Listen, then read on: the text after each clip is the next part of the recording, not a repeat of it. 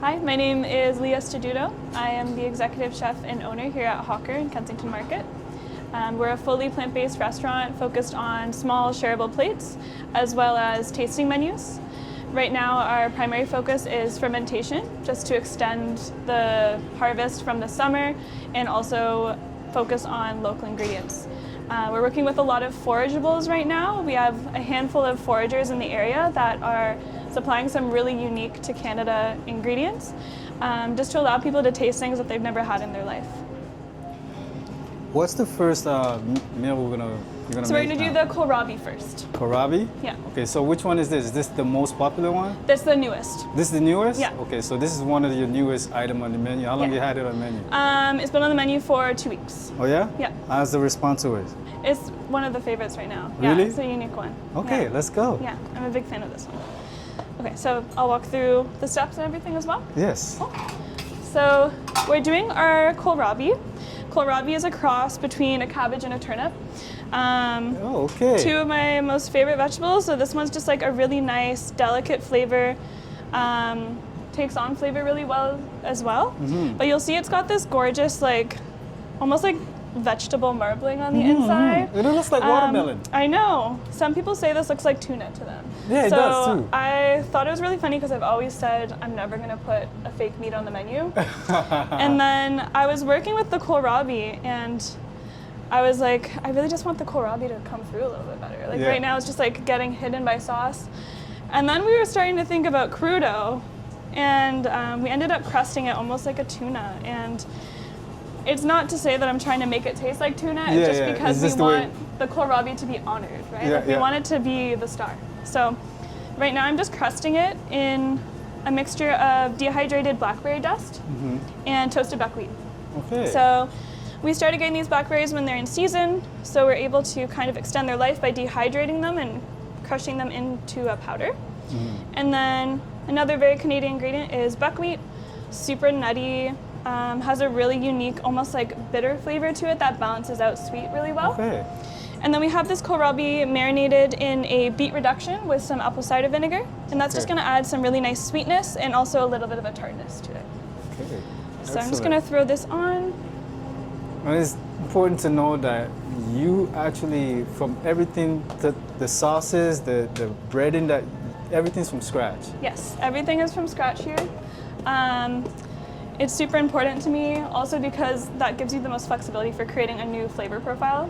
And everything has a strong Canadian influence. I feel like Canadian food doesn't really have its own cuisine. So to incorporate these flavors, we're allowing people to really like get in touch with these Canadian ingredients that have been kind of lost. Yeah, because I mean, Toronto especially is a melting pot, no pun intended.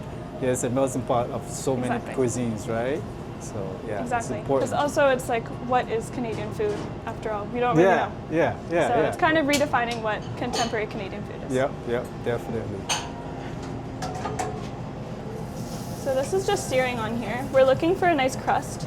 And we also just want to heat it through. So I'm just adding a little bit of canola oil.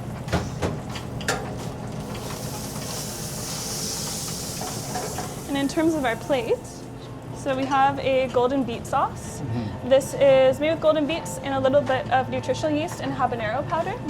And that's going to make it have a little bit of a cheesiness, but also like very bright, tangy, takes on. And when it comes to plating, you take it to a next level as far as art. What is your background, by the way? I'm half Italian. Okay. No, I mean like education-wise. Oh. Yeah. Like, what was your background? I went to culinary school at George Brown. Oh yeah. Before that, I jumped around a lot between university programs and college programs, trying to figure out what I really wanted to do. I kind of cooked as a job for my whole life, so it was my first job ever. Okay. And I was always like, this is what's going to put me through school. What was the first restaurant you worked at? It was a really divey restaurant that was kind of like country themed, so it was like very like... In the city? In my hometown. Okay, okay. Yeah, so okay. just outside of Guelph. But it Okay. was very like bar and grill, divey bar. Yes. But that's how you get your start. No, definitely. I mean, I started at McDonald's. Yeah, I started as a dishwasher, and then after a month of that, I realized I just wanted to cook. Yeah. So yeah, in my head, it was always just to make money so I could go to university. And then I did university, and I was like, I really don't want a job out of So this. were you raised vegan? No. No? I went vegan when I was 13. 13. So about the time I started working in restaurants. So Okay, what kind of made went that? together. What made you decide that? Mainly the environment and like animal ethics to vegan. But I always say the longer you're vegan, the more you learn. And so now it's just a loaded question because you just learn more every year. Yeah. But that was the baseline for me. I never really liked meat growing up. No, I remember like just having a hard time eating it, even when my parents served it to me. And so once I was able to cook for myself, I was like, I'm just going to do this. And then So what about school? For school? Like, George Brown, Yeah. like you being vegan, and were you able to learn without them, with the cooking meat, right? Yeah, so George Brown is very French traditional. So I wouldn't say you learn much vegan techniques per se. You learn very traditional techniques that can be applied to vegan cooking. Okay. So you learn weren't forced butchery. to like cook meat, were you? I was. Yeah. Yes. Oh, it how was was definitely that? challenging, but like I said, you kind of like apply it to vegan cooking afterwards and you figure it out. It was hard considering like your tuition covers the food so that you can eat that. It's not that I was eating it. So I was giving it to my coworkers and stuff. Okay. So that was a challenging part, but you also learn a lot. Yeah, I bet that was challenging for you. I mean, like, I find myself even like cutting vegetables sometimes. I'm like, oh, this reminds me of like this butchery technique, which is really interesting. Yeah. I mean, stock making is always a skill. Mother sauces can be made into vegan sauces. Yeah, so yeah. You always learn something. The other thing we are pairing this golden beet sauce with is a tomato jam, and that's going to add a little bit of sweetness. So what is a tomato jam? Like, what's the difference between that and ketchup? So tomato jam is just going to be cooked down with sugar. It's going to have a nice texture to it, a little bit more glossy than ketchup, and mainly just to let the tomatoes be the main flavor. Okay. That way it's not getting muddied up with too much acidity or anything like Yes. that. So this has a nice char now. I'm going to take it over here. Yeah, it does look like tuna. Yeah, it does. And we're just going to give it a nice angle cut.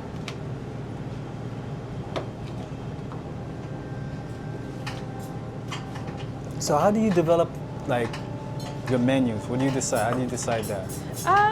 Right now, what's a big guideline is these local suppliers that we're working with.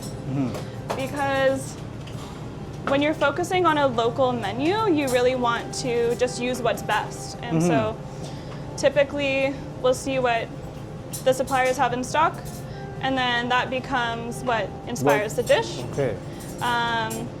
What we think pairs with it.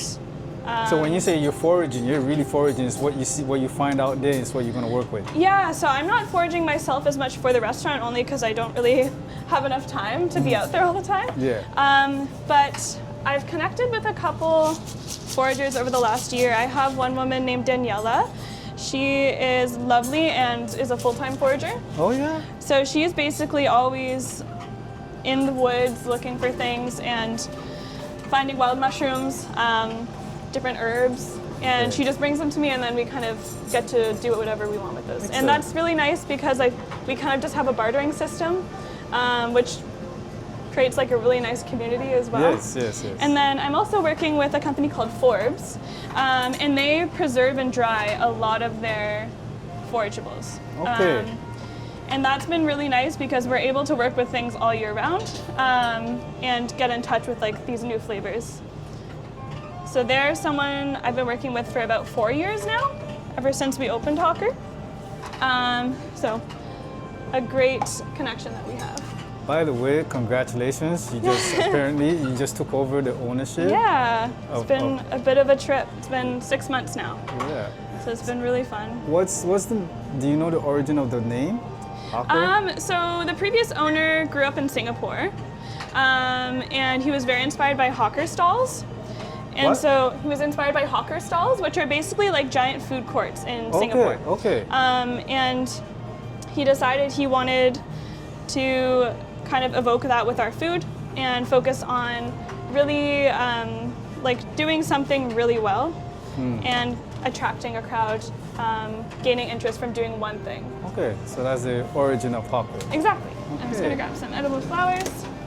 Yes, this is another thing that about your plating. You put a lot of flowers, edible flowers. We're always going for creating a nature scene. Yes, you do. You yeah. accomplished that. Thank That's you. definitely true.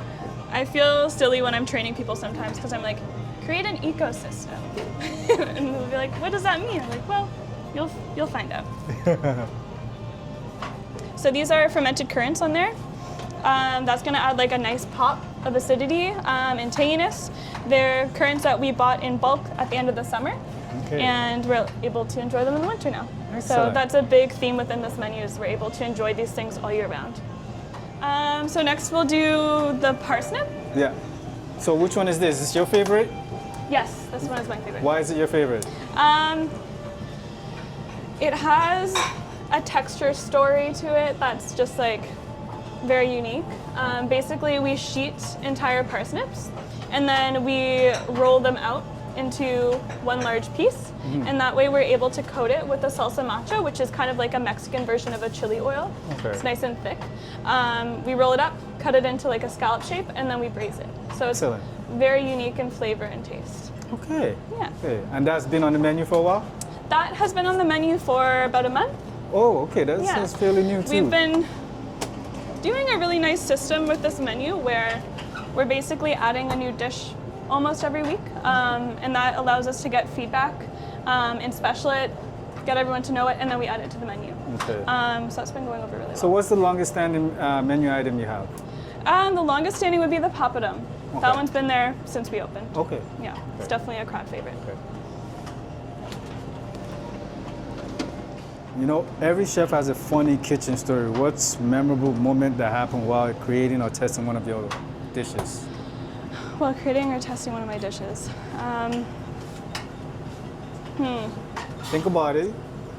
Probably like the amount of changes that our dishes have had to go through.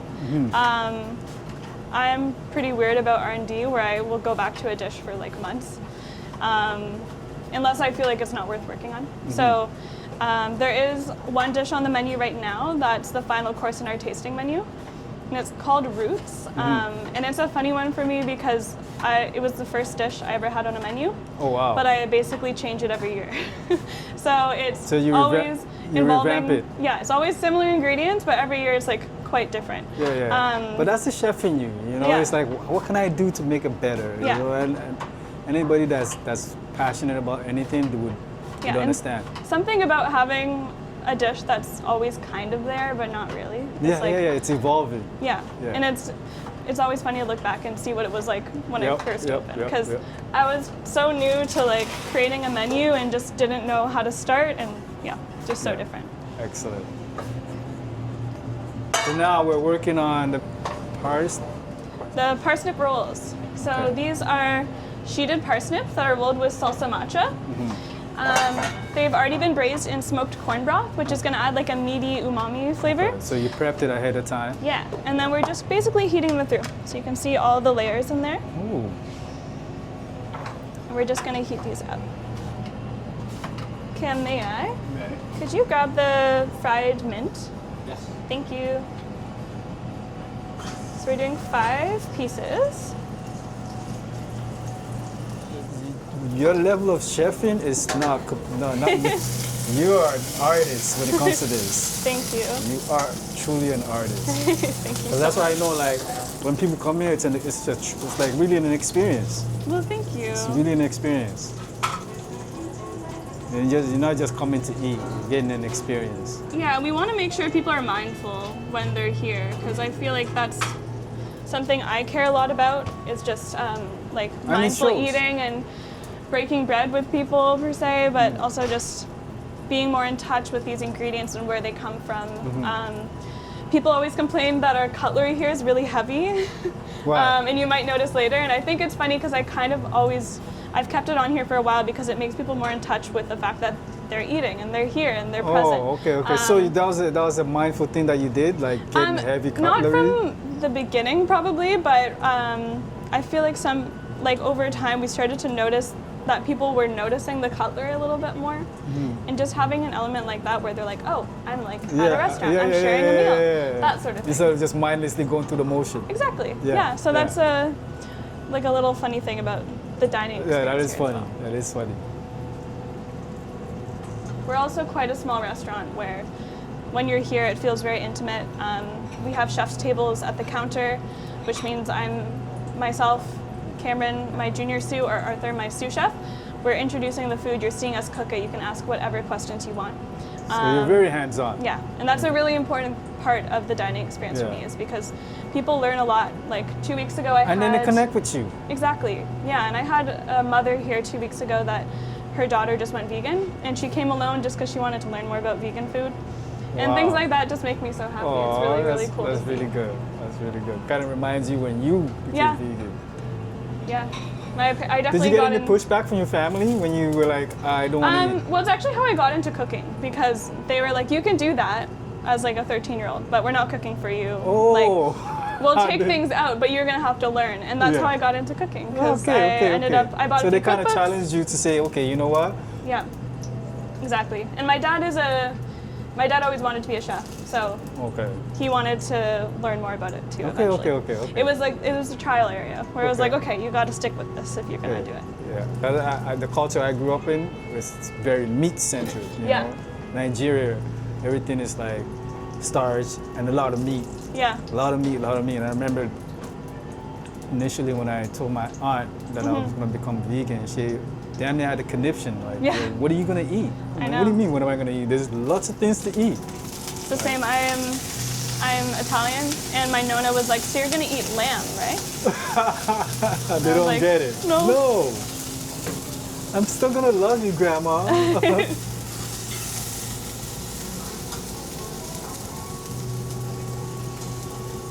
Yeah, I just had a friend went to Italy, and the amount of vegan options there, oh my God, I want to go so bad. In Sicily specifically. Oh my God. Yeah. Oh my God. Yeah, they have really good vegan street food. Yeah. They were there for like a month and a half. So constantly I'm seeing all this stuff. I'm like, brother, next time you're leaving, I'm jumping in your suitcase. I would love to go. When's the last, have you been there? I have not. Oh man, you're gonna love it when you go. Yeah, I definitely need to. Because with all the vegan options they have in there, it's amazing. So we're placing these on top of a pine nut cream. Very luxurious. It's a really nice way to incorporate like a nutty flavor that's not quite as sweet as like a cashew cream. So that's something we use in a couple dishes here. And then on top, we're using this apple gel. This is a crab apple gel, that's why it's bright pink. Okay.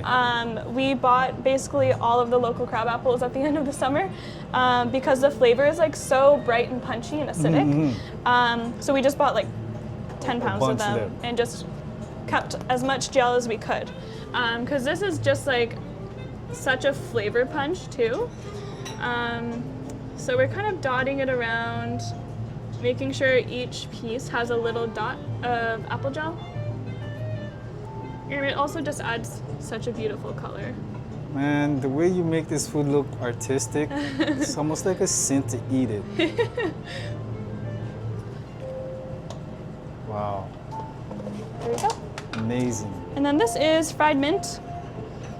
You were asking about funny development stories. Yes. I was playing for weeks with my sous chef trying to figure out how to do like an herb cracker, because I wanted to add texture but also a herb flavor. And all of a sudden I was just like, wait, what if we just like fried the herbs?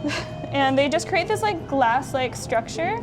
So how long do you put it in the fry? Just like 20 seconds. Okay. Yeah, I just love how it looks. Like the way that the light comes through it is just so pretty. What is this? It's our mole.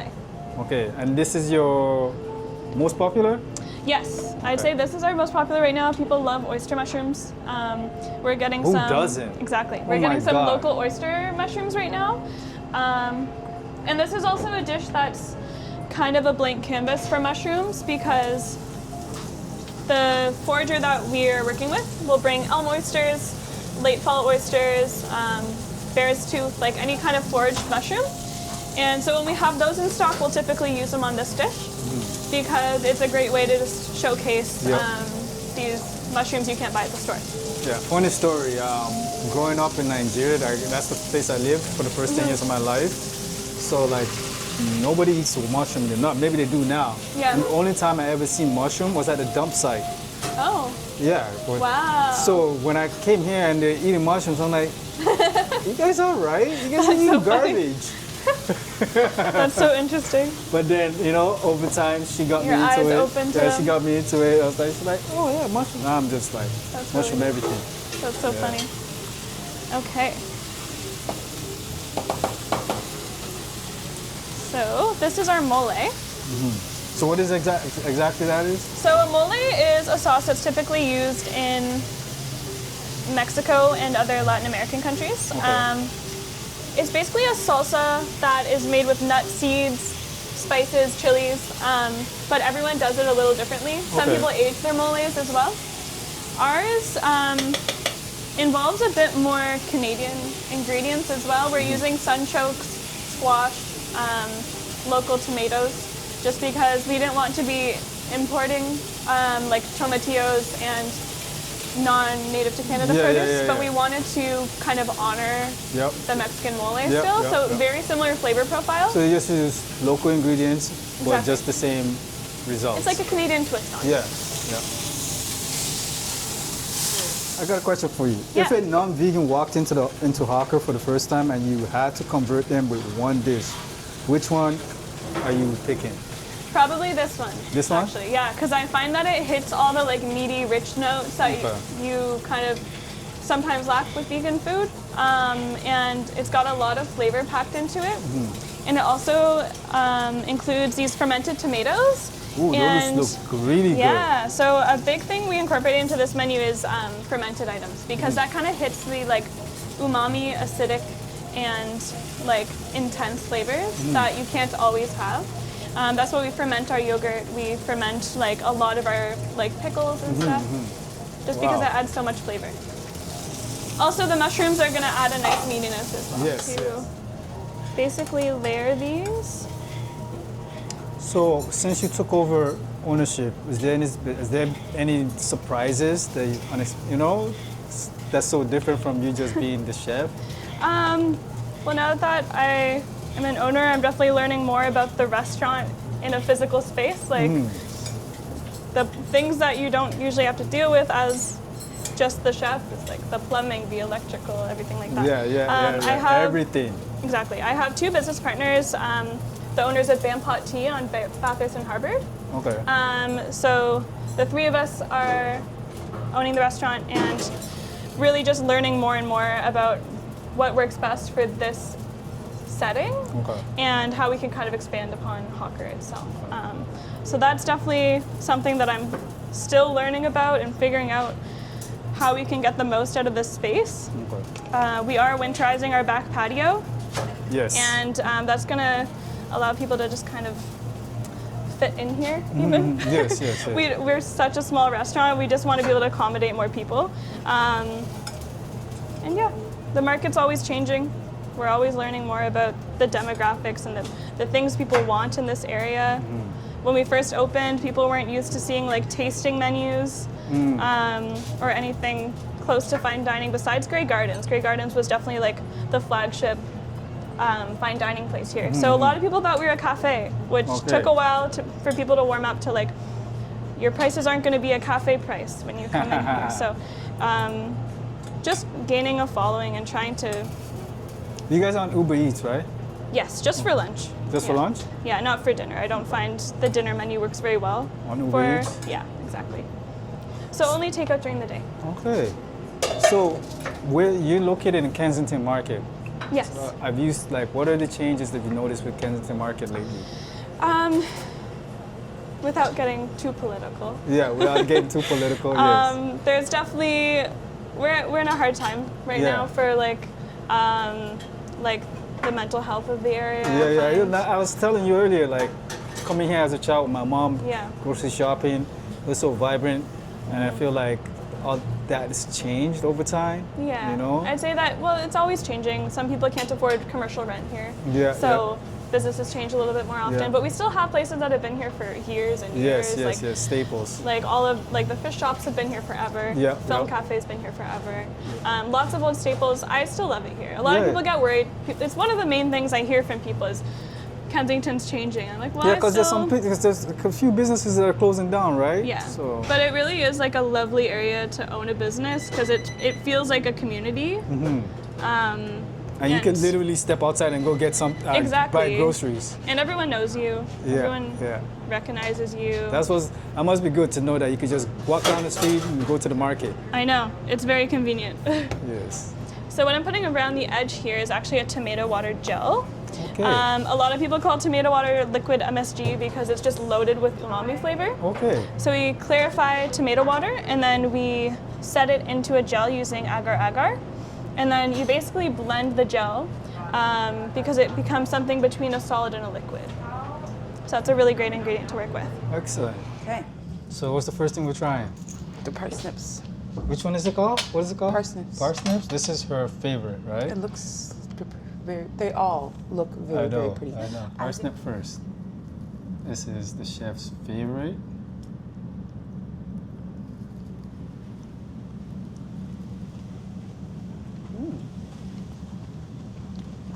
I'm try the mint she was talking about. The mint.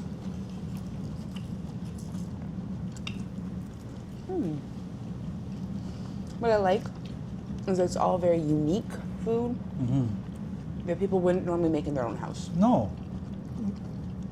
Coming here is a total experience. Yes, you're not going out to a restaurant just to eat things you could make at home. And I'm not sure we could bring the children here. No, I don't think they would like very much, but when they get older, we can bring them here. Morocco might. He's more adventurous. I like the texture. Crunchy, but still cooked. I like the sauce. What is it? Can't remember. I'll have to roll that footage. She mentioned in the footage. Yeah, I really like that. Go for it. You're not feeding me on camera. What's this now? Kohlrabi? Kohlrabi? Yeah. Never heard of it before? I've never heard of it before. The pretty flowers. I know. Everything's edible. Okay. This will be interesting. And she says like a... Whoa!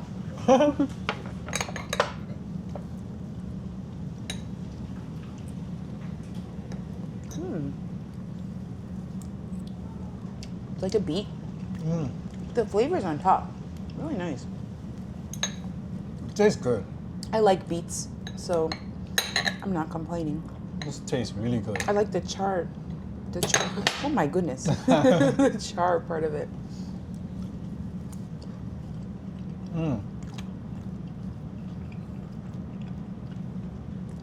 Wow. All this is so healthy for you. Sauces that were made from scratch. Everything.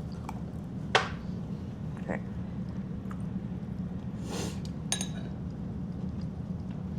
So fresh. Looks like tuna, but it doesn't taste like tuna. No, definitely not. A lot healthier, that's for Tastes sure. nothing like tuna. Which is good. The flour tastes so good too. It's like, it's a fruit and it's a vegetable. You know, it's interesting. And what I like is that you could come here and eat. This week and next week are different. Yeah, 3 different things, and you're not stuffed. Like it's not heavy food. And the menu's always changing, so it's not like, oh, you come once and you only need to come once. And then even some things she says she evolves over time, right? Yeah, this is really good. It It's is. such a unique flavor. Like it's I don't think I ever would have considered cooking something like this. No. You know, like, I think a lot of people. she's an artist. She is. She is. Okay. Okay, mole, mole, mole. Mole. This is the most popular one. Interesting. Okay, it's got some mushrooms, some tomato, some salsa on the bottom. Look at the mess.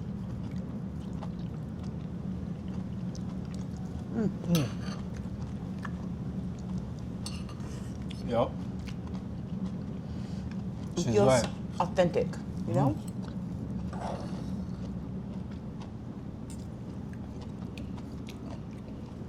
Yeah, this the mole and then tomato, fermented tomato is good. Oh my god. Oh no, how many times I want to say this. Chef, Did you say the outdid tomato yourself. was fermented? Yeah, that's what she said. I believe that's what she said. I have to rewind. Roll that footage.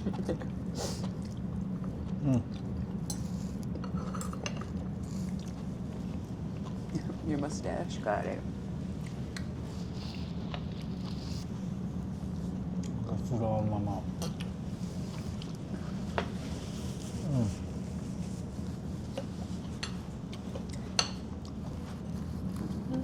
Yeah, she's something else, man.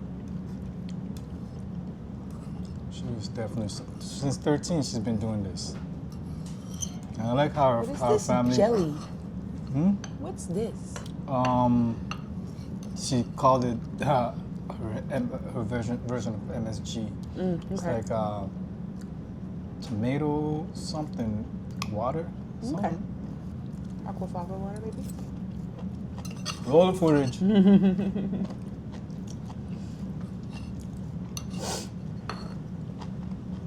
She said this one was the most popular? Yes. Again, the sauces just complement everything.